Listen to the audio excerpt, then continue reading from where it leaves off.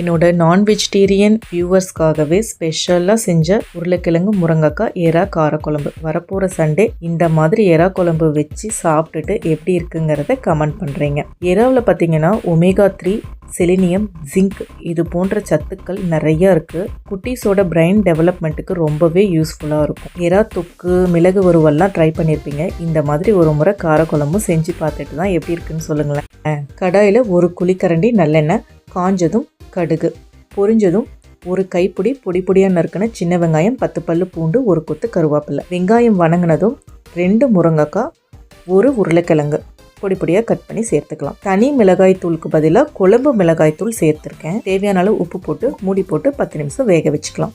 இப்போ பாருங்கள், முருங்கைக்காய் உருளைக்கிழங்கு நல்லா வெந்து வந்திருக்கு. ஸ்டேஜில் ஒரு தக்காளி பழத்தை உள்ளே சேர்த்துக்கலாம். நல்லா புளிப்பாக வேணுங்கிறவங்க 2 தக்காளி பழம் கூட சேர்த்துக்கலாம். இப்போ நான் சொல்லக்கூடிய இந்த மெஷர்மெண்ட் பார்த்திங்கன்னா ஒரு 4லேருந்து 5 பேர் வரைக்கும் தாராளமாக குழம்பு வச்சு சாப்பிட்லாம்.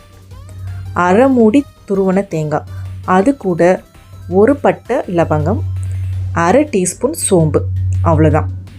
இதை நல்லா ஃபைனாக அரைச்சி எடுத்துகிட்டு வந்துடலாம். இந்த தேங்காய் அரைச்சி எடுத்துகிட்டு வந்திருக்கோம் இல்லைங்களா, இந்த விழுதையும் இப்போ உள்ளே சேர்த்துக்குவோம். அவ்வளோதான். தண்ணி ஊற்றி அட்ஜஸ்ட் பண்ணிக்கலாம் கன்சிஸ்டன்சிக்கு ஏற்ற மாதிரி. கொஞ்சம் திக்காக வேணுங்கிறவங்க தண்ணி கம்மியாக ஊற்றிக்கோங்க. உப்பு காரம்லாம் பார்த்தேன். இப்போ காரம் கொஞ்சம் கம்மியாக இருக்குது. அதனால் அரை டீஸ்பூன் குழம்பு மிளகாய் தூளையே சேர்த்துக்கிறேன். இதில் குழம்பு மிளகாய் தூள் சேர்த்துறதுனால நீங்கள் தனியாக வேறு எந்த கொத்தமல்லி தூளோ ஜீரகத்தூளோ அதெல்லாம் நீங்கள் சேர்த்தவே தேவையில்லை. இதுவே குழம்புக்கு போதுமானதாக இருக்கும். ரொம்ப உங்களுக்கு ஸ்பைஸியாகவும் இருக்காது, ரொம்ப மைல்டாகவும் இருக்காது. நல்லா ஒரு மீடியம் காரமாக நல்ல டேஸ்ட்டாக இருக்கும்னு வச்சுக்கோங்களேன். அவ்வளோதான். இப்போ தேங்காய் ஒரு 5 நிமிஷத்தில் நல்லா கொதித்து வந்துடும். பச்சை வாசனையெல்லாம் போயிடுச்சு. இந்த ஸ்டேஜில் நல்லா உப்பு மஞ்சள்லாம் போட்டு கழுவி வச்சுருக்க ப்ரான், இதை எறான்னு சொல்லுவாங்க, ப்ரான்னு சொல்லுவாங்க, நிறைய பேர் ஷ்ரிம்ப்னு சொல்கிறாங்க. இதை உள்ளே சேர்த்துக்குவோம். ஒரு கைப்பிடி கொத்தமல்லி தழை. எறா சேர்த்துனதுக்கு அப்புறமேட்டு ஒரு 3 நிமிஷம் கொதிக்க வைக்கலாம். இப்போ நல்லா பச்சை வாசனையெல்லாம் போய் எறா காய் எல்லாமே நல்லா பிளெண்ட் ஆகி வெந்து வந்திருக்கு.